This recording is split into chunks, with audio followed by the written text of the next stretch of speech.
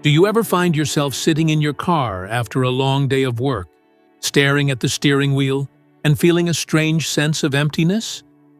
You check your phone out of habit. You scroll through a few apps, see the same repetitive videos, the same angry arguments, and the same filtered lifestyles. You lock the screen, look out the window at the people walking by, and realize something profound. Everyone is physically present, but emotionally miles away. You feel isolated, not because you are actually alone, but because the world around you feels like it has lost its warmth. This is a deep, quiet pain that millions of people feel today, especially those over 30. You remember a time when walking into a coffee shop, a gym, or a neighborhood park meant interacting with a living, breathing community. You remember when human behavior wasn't micromanaged by notifications and when a person's worth wasn't measured by a digital profile. The world didn't just get faster. The very fabric of how we live, communicate, and think has been completely dismantled. We are living through a silent tragedy where society didn't just adopt social media, it was entirely swallowed by it. Our title for today asks a heavy question. Do you remember how society was before social media? In this video, we are going to take a journey back to the world we left behind to understand exactly what we lost. We will talk about how you can wake up from this digital trance, protect your inner peace, and live as a free thinker in a world that has traded its soul for a screen. Let's begin by looking at the day the quiet vanished. The death of boredom and the birth of anxiety. Before the glowing rectangle took over our pockets, human beings had a superpower that has now become completely extinct: the ability to sit still with their own thoughts. Do you remember what it was like to wait in a long line at the grocery store, sit at a bus stop, or wait for a friend at a restaurant without pulling out a phone? In those quiet moments, your brain wasn't dead. It was processing your day. It was dreaming, reflecting, and solving problems. Boredom was the fertile soil where creativity and self-awareness grew. When social media arrived, it turned boredom into a commercial enemy.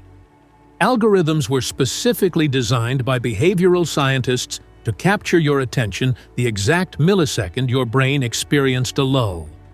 Now, the moment a gap appears in our day, we instantly plug it with a stream of cheap digital noise.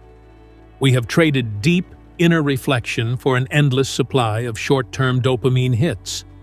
The psychological cost of this trade is devastating. Because we never allow our minds to be quiet, we have developed a chronic form of low-level anxiety. We are constantly wired, constantly reacting, and constantly consuming the thoughts of strangers. Carl Jung warned that a healthy mind must know how to keep its energy within its own system. Today, our psychic energy is leaking out of us every single minute. We aren't resting. We are merely distracting ourselves from the discomfort of being alive. And when a society loses its ability to sit in silence, it loses its capacity for wisdom. The neighborhoods that became ghost towns. Think back to the physical world of your childhood or your early 20s. Neighborhoods had a distinct rhythm. If you wanted to see your friends, you knocked on their front door. If you wanted to meet someone new, you had to risk a real-world interaction at a local gathering spot. Conversations were spontaneous, messy, and real. Communities were held together by the simple fact that people had to look each other in the eyes every single day. Social media promised to connect the entire globe, but in doing so, it completely destroyed the local community. We traded our actual neighbors for digital followers. Today, people will spend hours arguing with a stranger thousands of miles away on a comment section, while completely ignoring the person living right next door.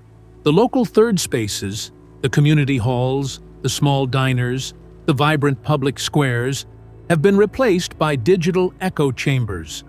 This shift has changed human behavior at a foundational level. Real-world communities require patience, tolerance, and compromise, because you cannot easily block or mute a neighbor you disagree with. You have to learn to coexist. But in the digital society, we have become incredibly fragile. The moment someone challenges our worldview, we delete them. We have re-engineered society into a hyper-fragmented landscape where everyone lives in their own private, tribal reality, terrified of the actual world outside their window. The performance of living. There was a time when your life was your own private experience. If you went on a beautiful hike, cooked a great meal, or had a deep conversation with a loved one, that memory belonged strictly to the people who shared it. It was sacred because it was temporary and intimate. The value of the moment was found entirely in the experience of the moment. Today, social media has turned daily life into a continuous theater production. We no longer just live our lives, we broadcast them. People don't look at a sunset to appreciate its beauty. They look at it through a camera lens to see how it will fit on their profile grid. We don't enjoy a dinner date for the conversation. We take a photo of the food first to signal our lifestyle to an invisible audience. This is what sociologists call performative living, and it is driving society insane. When you live your life for the approval of a digital audience, your internal motivation dies. You stop doing things because they fulfill your soul, and you start doing them because they earn digital currency. You become an actor on your own stage, constantly monitoring your performance, looking for validation from people you don't even like. This constant performance creates a hollow, exhausting emptiness inside you that no amount of digital praise can ever fill. The tyranny of constant comparison. Before the internet, your standard of comparison was limited and healthy. You compared your lifestyle, your house, or your success to the people in your immediate circle. If someone in your town bought a nicer car, it motivated you, but it didn't shatter your self-esteem because their life was still grounded in a recognizable reality. You knew their flaws, you knew their struggles, and you saw their whole humanity. Now, social media forces every single individual to compare their raw, unfiltered, behind-the-scenes life with the highly curated, heavily edited highlight reels of the top 1% of the entire world. Every single day, your brain is bombarded with images of 20-year-old millionaires, flawless fitness models, and couples living out artificial, picture-perfect romances. Even though you intellectually know that most of these images are fake, filtered, and staged, your subconscious brain doesn't care. It experiences a permanent state of cognitive inadequacy. It whispers to you that you aren't doing enough, that you aren't rich enough, and that your ordinary life is a failure. This toxic comparison loop has created a hyper-competitive, deeply envious society. We have become a culture that is permanently bitter, not because our lives are actually bad, but because we are comparing our realities to digital illusions. The fractured mind and the loss of truth. Do you remember when people could disagree on an issue, but still sit down, have a rational debate, and leave as friends? That happened because our attention spans allowed us to read full articles, listen to nuanced arguments, and understand that complex problems don't have simple answers. Truth was something earned through deep study and patient observation. Social media didn't just shorten our attention spans, it completely fractured our cognitive capacity. Platforms are designed for speed, outrage, and high emotion. Nuance doesn't go viral. Anger does. Complexity doesn't get clicks. Extreme binaries do. As a result, society has stopped thinking critically and started reacting instinctively. We have outsourced our intellect to algorithms that feed us exactly what we want to hear to keep us scrolling. This has led to the rise of what some thinkers call collective algorithmic programming. People no longer form their own independent worldviews. through deep reading and quiet contemplation. Instead, they repeat the slogans, the buzzwords, and the pre-packaged opinions handed to them by their specific digital tribe. We have become a society of puppets, our emotional strings pulled daily by tech companies that profit off our division and our outrage.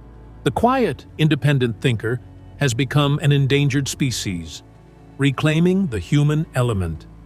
The picture of modern society looks dark, but understanding the matrix is the first step to breaking free from it. You cannot change the trajectory of the entire world, but you can completely reclaim ownership over your own mind, your own home, and your own life. Reclaiming your humanity starts with a radical act of rebellion. Rebuilding your offline sovereignty. You must intentionally make your life less accessible to the digital world. Start by creating strict boundaries with your devices. Designate parts of your day, the first hour of your morning, the dinner table, your bedroom, as sacred, screen-free zones. Force your mind to experience the quiet spaces it has been starved of for over a decade. When you step outside, make a conscious effort to interact with the physical world. Look the cashier in the eye and say a genuine thank you. Start a brief conversation with a stranger at the gym. Attend local events. Read physical books that demand sustained attention and build real-world routines that don't require an internet connection. By doing this, you withdraw your vital energy from the digital system and pour it back into the actual world. You stop being a passive consumer of a manufactured reality and become an active creator of your own. The power of the offline man. There is a great irony unfolding in our modern world. As society becomes increasingly online, hyper-reactive, and emotionally fragile, the person who can remain calm, offline, and grounded becomes incredibly powerful. A man who does not care about digital trends, who cannot be manipulated by online outrage, and who finds fulfillment in his actual reality, is a man who cannot be controlled. When you choose your peace over digital noise, your presence changes.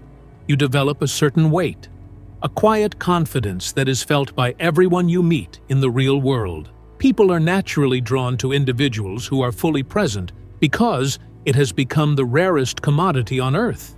Your ability to listen without looking at a screen, your capacity to stay calm during a social storm, and your independence of thought will command a level of respect that no follower count could ever provide. You don't need the world to change for you to live a meaningful, connected life. You just need the courage to step out of the digital herd. Let the collective sleepwalk through their screens, trading their real lives for validation. But not you. You remember what it means to be truly human. If this journey back to reality hit home, it's because you are ready to break the spell. You are ready to log out of the performance and log back into your own life. If you are ready to reclaim your mind and live on your own terms, leave a comment below that says, "I choose to stay grounded." Let it be your boundary line against the digital noise. Subscribe